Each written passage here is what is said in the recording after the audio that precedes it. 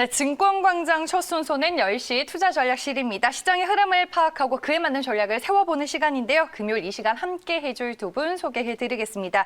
엄브렐라 리서치 윤주호 대표 그리고 NH투자증권 글로벌 전략팀의 조현주 책임연구원 나와 있습니다. 두 분 안녕하세요. 안녕하십니까. 네, 저희가 앞서서 보셨다시피 바이든 부양책 효과로 인해서 국내 경기 민감주들이 여전히 또 시장을 주도할 수 있을지 이 부분에 대한 얘기를 하나하나씩 나눠보도록 하겠습니다.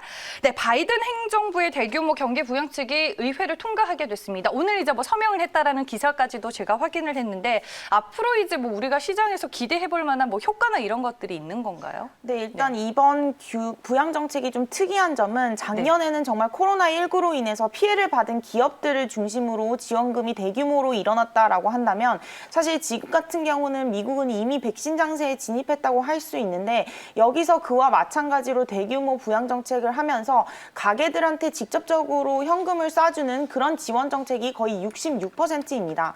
정책을 굉장히 낱낱하게 살펴보면은 세액 공제 혜택이 3개나 들어있고요. 거기에 만약에 위험수당을 받아야 되는 노동자라든가 아니면 자녀를 가지고 있는 가족들이라든가 아니면 레스토랑에서 일하고 있는 알바생들이라든가 이런 실직자들이라든가 모든 사람들이 해당되는 그런 부분들에 대해서는 정부에서 돈을 직접적으로 지급한다라는 점에서 작년 대규모 부양정책과 이번 부양정책의 차이점이다라고 생각을 할 수가 있습니다. 어떻게 보면 도덕적인 이슈로 봤을 때 크게 돈이 필요 없는데도 좀 오버해서 과장되게 돈을 많이 지급한다라고도 볼 수가 있을 것 같거든요.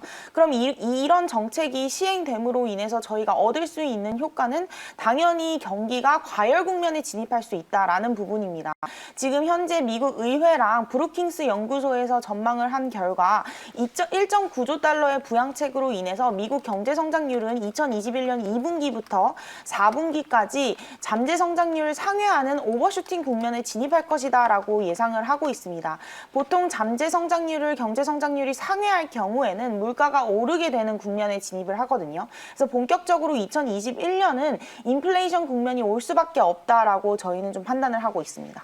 그러면은 인플레이션 상승에 대한 우려감 이런 것들이 일부분 부작용이 될 수도 있는 거네요. 그렇죠. 아무래도 지금 시장에서는 어느 정도 부양책에 따른 경기 회복 기대감은 거의 다 반영을 했고요. 네. 이제는 이 부양책으로 인해서 인플레이션이 나타나면 결국에는 금리도 같이 오르기 때문에 오히려 성장주는 더 안 좋은 것이 아니냐라고 악재에도 예민하게 반응을 하고 있었습니다.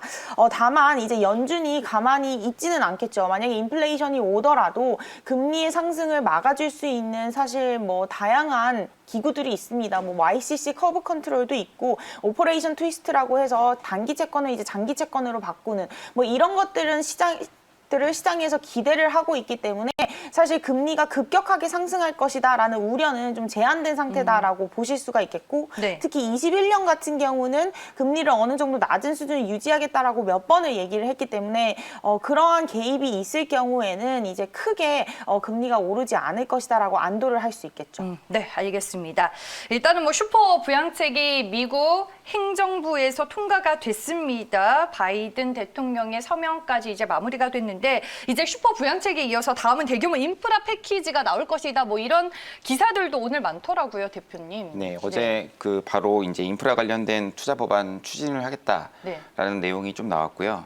결국에는 대규모 정부가 재정 지출을 통해서 경기 회복세를 가속화하겠다는 그런 의지로 보이고 있습니다. 그래서 결국엔 여기서 제일 중요한 거는 재원 마련인데 최소한 10년 동안 2.8조 정도 소요가 되거든요. 그렇다면 결국에는 민주당 혼자서 할 수가 없기 때문에 결국 공화당의 합의가 좀 필요하다고 생각하고 있습니다.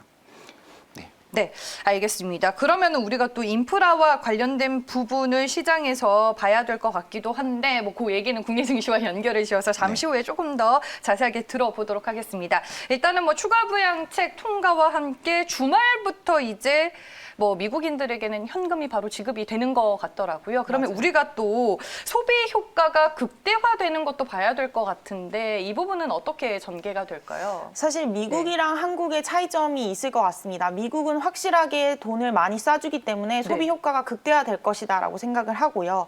한국 같은 경우는 사실 소비가 늘어난다 이렇게 보기는 어려울 것 같아서 미국과 한국을 좀 나눠서 생각하시는 게 좋을 것 같고 소비 효과가 극대화될 수 있다라고 말씀을 드리는 이유는 이 정책 자체가 투자라든가 아니면 뭐 다른 부분보다는 소비에 정말 집중되어 있습니다. 그래서 미국 같은 경우는 1차와 2차 현금 지급이 있었거든요. 작년 3월 그리고 작년 12월에 있었는데 그때 어디에 사용을 했냐라고 지켜보면은 70%가 대부분 지출을 했고요. 아니면 신용카드를 갚는 데 사용을 했습니다. 그러니까 30%도 안 되는 수준이 저축을 했다라는 점을 봤을 때 3차 현금 지급은 훨씬 더 규모가 크고 또 어느 정도 예상을 했던 부분이기 때문에 지출로 쏠릴 가능성이 좀 더 높다라고 저희는 생각을 하고 있습니다. 그래서 미국 같은 경우는 이번 부양책 효과로 4월, 5월 달에는 소매 판매 서프라이즈가 또 나타나지 않을까라고 생각을 하고 있고요. 그런 의미에서 미국은 뭐 산업재라든가 뭐 미국 투자 관련주보다는 오히려 소비주가 좀 더 미국은 긍정적이다 이렇게 판단하고 있습니다. 네, 알겠습니다.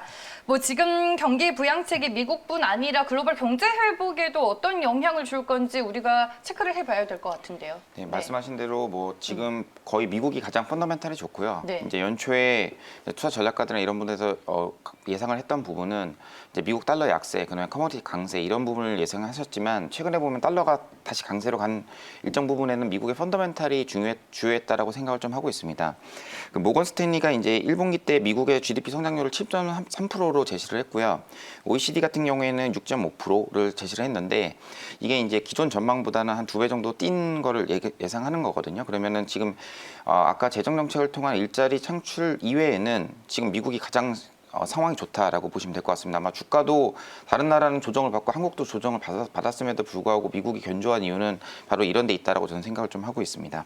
그러면 결론적으로 얘기하면 미국이 가장 좋기 때문에 아까 서두에서도 언급해 주신 미국 소비주나 아니면 재정정책 관련된 인프라 투자에 대한 기대감이 나올 수 있기 때문에 이쪽 관련된 섹터를 좀 보시면 될 것 같다라고 생각하고 있습니다. 이미 이쪽 섹터가 좀 움직이고는 있죠. 그렇죠. 이제 네. 인프라 투자를 한다고 하니까 이제 공화당에서 반대를 바로 한 게 뭐였냐면 여기에 그전에 밀었던 그린 뉴딜 들어가 있는 거 아니에요? 이렇게 얘기를 하면서 한국에 네. 지금 보면은 태양광이나 아니면 풍력 같은 종목들이 많이 쉬었는데 가격 메리트가 있는 종목들에 대한 트레이딩 전략이 지금 가능한 구간으로 좀 판단을 하고 있습니다. 네, 알겠습니다. 지금 뭐 여러 가지 대외 변수 속에서 뭐 시장에서는 그래서 우리가 성장주를 봐야 되냐, 경기 민감주를 봐야 되냐, 뭐 가치주를 봐야 되냐 이런 의견들은 갑론을박이 조금 있는 것 같긴 한데 조현주 연구원이 어제 내놓은 이제 리포트 내용들을 쭉 보니까 이 미국의 슈퍼 부양책, 추가 경기 부양책 통과와 함께 우리가 시장에서 경기 민감주들은 여전히 봐야 하는 전략이 유효하다라고 이렇게 코멘트를 해주셨던데 좀 자세히 들어볼게요. 네, 아무래도 이제 조금은 인플레이션 국면에 진입을 하게 되면 금리가 한층은 좀 더 레벨업된 상황에서 유지가 될 가능성이 높습니다. 뭐 급하게 튀지는 않겠지만 뭐 완전히 초저금리 시대를 진입하기에는 좀 상황이 바뀌지 않았나라고 생각을 하고 있어서 저희는 경기 민감주 중심의 포트폴리오가 여전히 유효하다라고 말씀을 드리고 있고요. 사실 기관들 세미나를 돌아보면 이 경기 민감주에 대한 의구심이 굉장히 여전히 많아요. 아무래도 실적이 나오지 않고 또 워낙에 섹터가 다양하다 보니까 어떤 종목, 어떤 업종에 치중을 해야 되는지에 대해 굉장히 많은 고민을 하고 계시거든요. 그런 의미에서 저희는 아직 경기 민감주에 대한 기관의 포트폴리오는 좀 비어 있다라고 생각을 하고 있고 이제부터 담기 시작하면 좀 더 업사이드 사이클은 좀 올 수 있다라고 생각을 하고 있고요. 특히 한국 같은 경우는 사실 경기 민감주 내에서도 소비 쪽보다는 미국향 수출이 늘어날 수 있고 그런 부분에서 수혜를 받을 수 있는 업종이 좋다라고 생각을 하고 있습니다. 그래서 한국 소비가 늘어나는 것은 아니고요. 미국 소비가 늘어나면서 한국의 수출이 개선이 되고 있기 때문에 저희는 수출주 중심으로 긍정적이다. 그렇게 본다면 사실 반도체, IT, 뭐 IT 가전 이런 뭐 디스플레이 이런 섹터거든요. 그러면 한국은 결국에는 성장주네 이렇게 생각을 하실 수도 있겠죠. 네. IT니까. 그래서 한국과 미국을 좀 더 다르게 봐야 할 것 같고요. 저희는 뭐 당분간 3분기까지 미국 오버슈팅 국면까지는 한국 수출이 굉장히 긍정적일 것이다라고 생각을 하고 있기 때문에 미국향 수출주, 특히 뭐 의류 같은 경우는 ODM 업체라든가 아니면 뭐 IT라든가 화학이라든가 수출이 늘어남으로 인해서 한국이 수혜를 받을 수 있는 그런 업종들이 좀 더 긍정적이다라고 평가하고 있습니다. 알겠습니다. 미국향 수출이 두드러지 2분기까지는 업종 위주로 뭐 의료, ODM, IT, 화학 얘기를 해주셨고 3분기까지는 이런 흐름 예상해 볼 수 있다라고 전략까지 제시를 해주셨습니다. 그러면 윤주호 대표님도 경기 민감주 위주의 포트폴리오 전략 동의를 하시는지 좀 궁금하네요. 네, 장기적으로 물론 네. 연말까지 금리가 지금보다는 올라갈 거라고 생각을 하고 경기 개선이 있기 때문에 네. 경기 민감주 포트폴리오는 당연히 방향성이 맞다라고 저는 생각하고 있습니다. 네. 이제 다만 이제 여러 가지 경기 민감주에서도 여러 가지 업종들이 있는데 업종에 대해서 좀 말씀을 간단하게 업데이트를 좀 드리자면 최근에 화학 데이터 가격들이 굉장히 좋습니다. 근데 아시는 것처럼 화학은 일단 춘절 전에 굉장히 가격 흐름이 좋거든요. 근데 작년 11월부터 화학주들이 많이 올랐어요. 그래서 지금 보면은 어느 정도 지금 2월 달에 가격 지표가 조금만 슬로우 되더라도 화학은 어떤 쉬는 구간으로 들어갈 수 있다라고 아웃퍼폼을 굉장히 많이 했다라고 생각을 하고 있어서 추가적인 가격 메리트가 오기 전까지는 조금 우려가 된다라고 생각을 좀 하고 있고요.